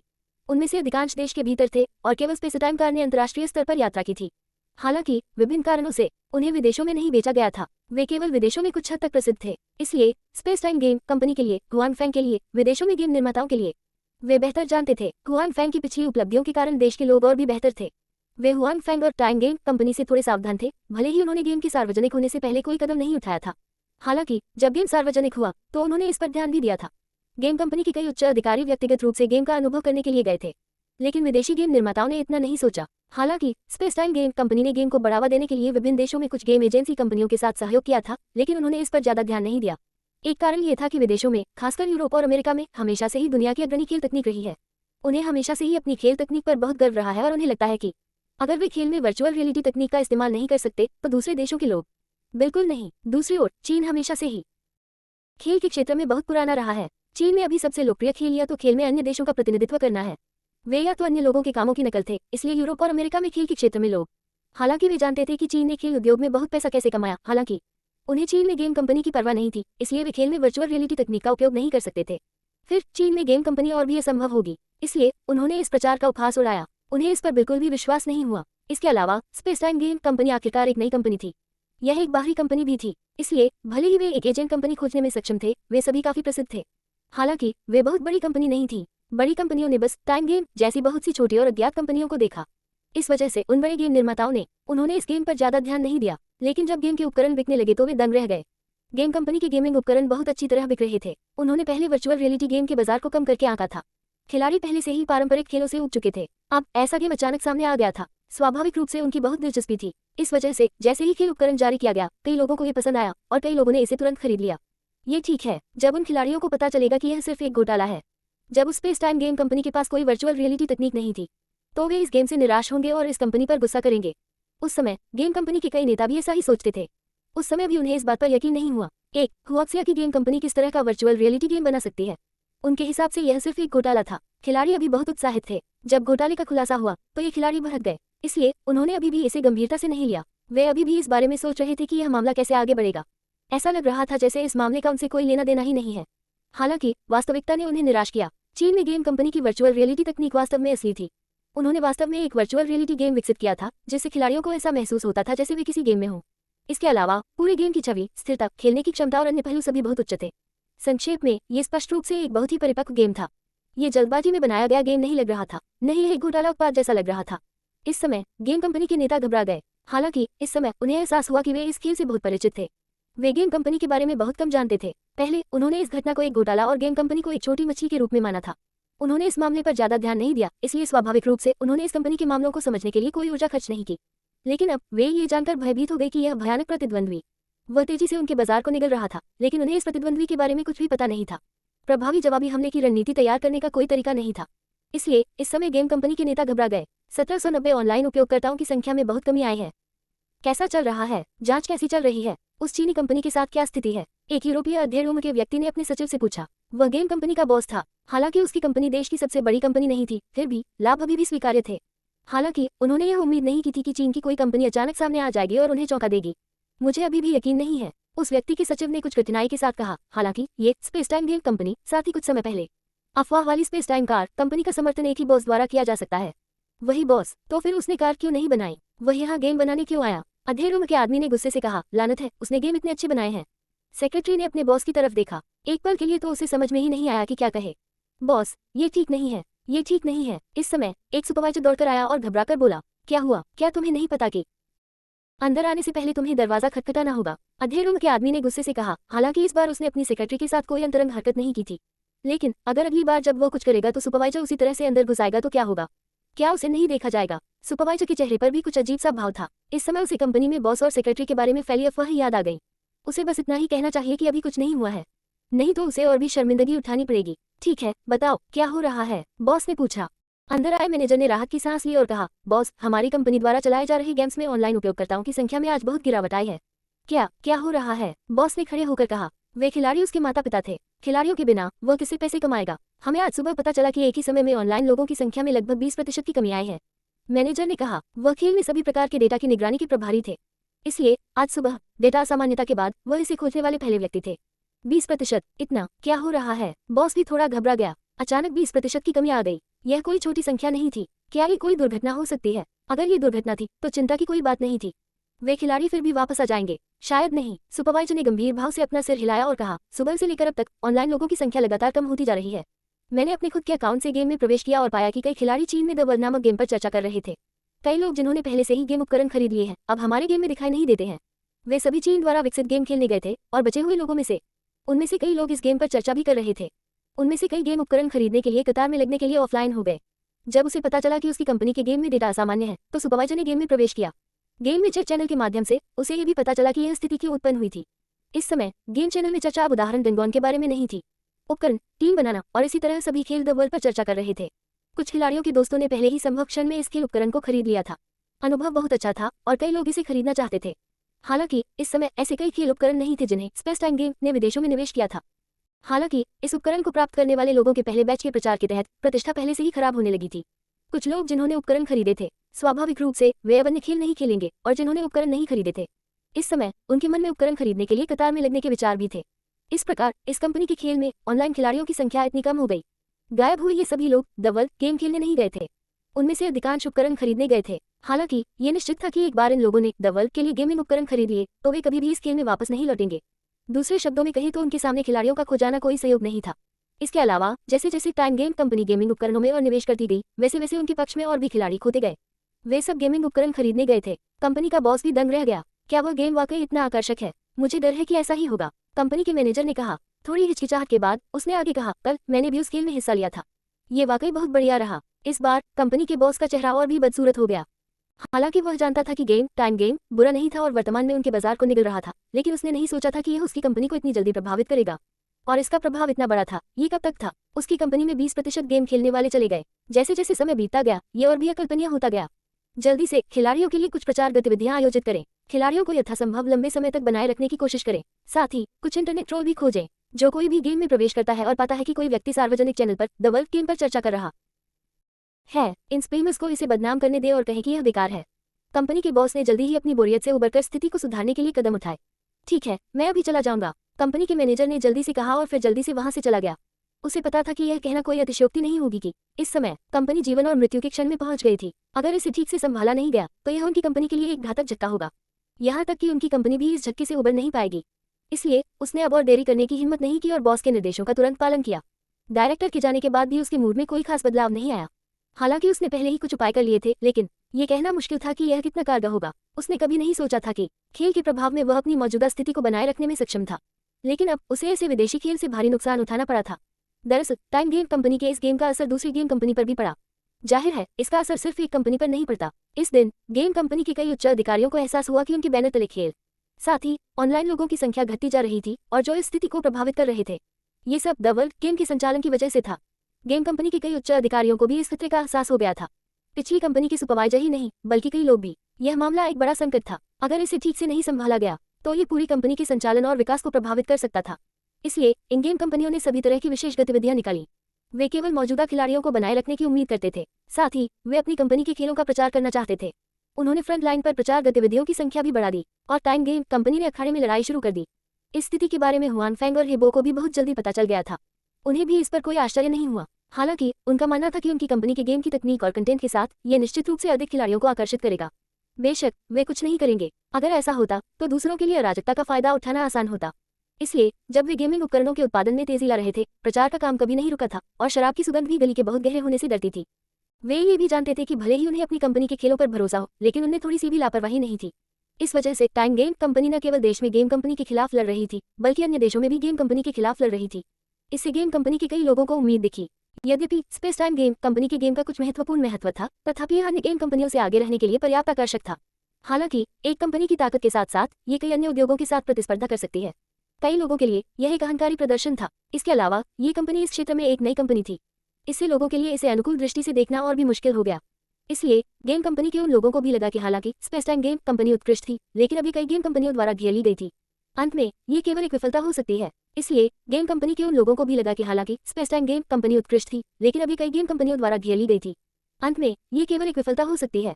हालांकि वे ज्यादा समय तक खुश नहीं रहे, क्योंकि स्पेस टाइम एंटरटेनमेंट की घोषणा सुनने के बाद पहली बात जो उन्होंने महसूस की वह था हुआक्सिया देश में गेम कंपनी का दबाव। स्पेस टाइम एंटरटेनमेंट ने आधिकारिक तौर पर जनता के सामने घोषणा की कि भविष्य में कंपनी की फिल्में और टीवी सीरीज वर्ल्ड गेम में फिल्माई जाएंगी।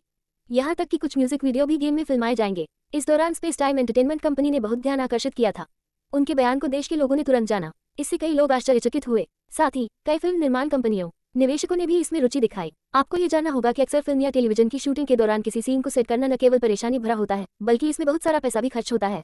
1 मिनट रुकिए। टीवी और फिल्म खत्म होने के बाद जिन दृश्यों को सेट करने में बहुत पैसा और मैनपावर खर्च होता है, उन्हें भी छोड़ दिया जाता है, चाहे वह देश में फिल्म और टेलीविजन के ठिकाने ही क्यों न हो।